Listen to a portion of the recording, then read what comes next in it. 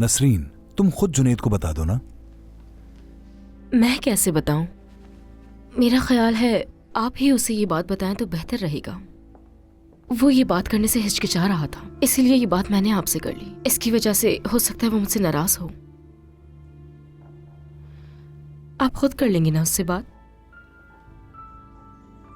तो ये बात है, ठीक है, मैं बता दूंगा। नसरीन, तुम कोई नुकसान करवाओगी जरूर, लेकिन मैं तुम्हें सुकून को बर्बाद करने नहीं दूंगी।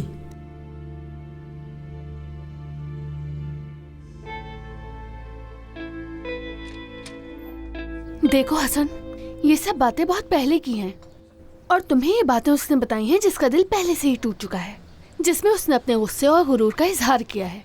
मुझे इससे फर्क नहीं पड़ता कि किसने क्या किया। सादिया हर बात का इल्जाम मुझ पर डाल देती है, इस बात से तंग हूं जानान। खैर, मुझे एक जरूरी मीटिंग में जाना है। खुदा हाफिज। फिर मिलेंगे जानान। खुदा हाफिज।